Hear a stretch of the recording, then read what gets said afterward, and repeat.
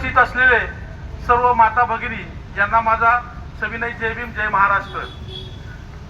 निवडणुकीची रणधुमाळी सुरू झालेली आहे आणि सगळ्या महिलांना माहिती आहे की लाडकी बहीण ही योजना कुणी सुरू केली, लाडकी बहीण योजनेतून किती महिलांना लाभ झाला हेही सगळ्यांना माहिती आहे। प्रश्न असा आहे की या निवडणुकीच्या मुळे लाडकी बहीण योजना सुरू केली असं विरोधकांचं म्हणणं आहे, परंतु तसं नाही।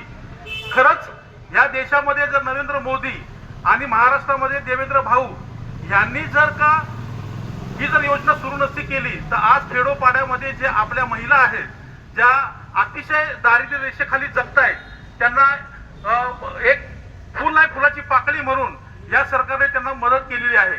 आणि मला आनंदाने सांगावंसं वाटेल की या देशामध्ये जो रिपब्लिकन चळवळ आहे, आंबेडकरी चळवळ आहे, त्या चळवळीचे प्रणेते संघर्ष योद्धा रामदासजी आठवले साहेब आज भारतीय जनता पक्षाबरोबर आहेत। आणि म्हणूनच रिपब्लिकन पक्षाची आणि भाजपाची युती आहे।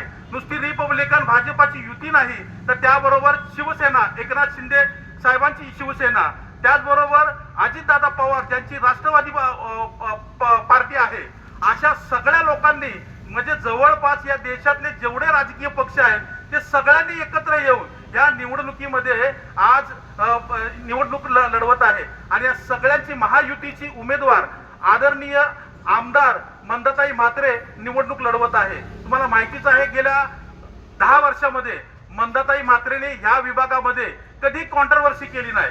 सर्वसामान्य माणसं जी आहेत ते मंदाताई म्हात्रेवरती अत्यंत खुश आहेत। काही लोक बदनाम करतात मंदाताई म्हात्रेंना की मंदाताई म्हात्रे बरोबर बोलत नाही, तिखट आहेत, स्वभाव त्यांचा तिखट आहे। अरे बरोबर आहे, जे लोक ते टक्केवारीमध्ये काम करतायत, जे लोक भ्रष्टाचाराचे काम घेऊन त्यांच्याकडे जात आहेत, तर अशा लोकांना झापणं म्हणजे तिखट स्वभाव आहे का? हा माझा प्रश्न आहे त्या लोकांना।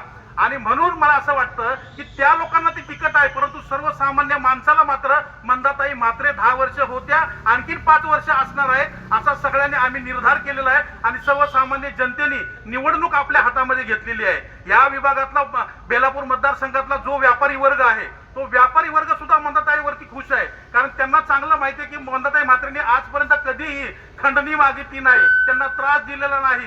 जो इथं बिल्डर वर्ग आहे त्या लोकांना टक्केवारी मागितली नाही। आणि म्हणूनच इथला व्यापारी वर्ग, सर्वसामान्य वर्ग, कंत्राटदार हे सगळेच्या सगळे मंदाताई म्हात्रेच्या मागे आहेत। कारण मंदाताई म्हात्रे खरंच स्वभावाने जरी तिखट असल्या, तिखट कोण असतो? जो प्रामाणिक असतो, ज्याला वाईट सहन होत नाही, अशी माणसं डायरेक्ट रोखठोक बोलतात, ते असं विरोधकांना तिखट वाटतं। परंतु असाच तिखट आणि प्रामाणिक माणूस आम्हाला पाहिजे। आम्ही निवडणूक सर्वसामान्य लोकांनी हातामध्ये घेतलेली आहे। या विभागामध्ये जे जे आंबेडकरी चळवळीचे लोक आहेत, जे जे बहुजन समाजावरती प्रेम करणारे लोक आहेत, ते सगळी लोक आज भाजपाच्या बरोबर आहोत। आम्ही रामदास आठवले साहेबांच्या बरोबर आहोत, आम्ही रिपब्लिकन पार्टी ऑफ इंडियाच्या बरोबर आहोत। आम्ही सगळ्यांनी मिळून आम्ही मंदाताई म्हात्रेंना निवडून देण्याचा निर्णय केलेला आहे। कमळ कमळ कमळ, निवडून निवडून येणार कोण? अरे निवडून निवडून येणार कोण? लाडकी बहीण अक्का, विचार करा पक्का। ओके, धन्यवाद।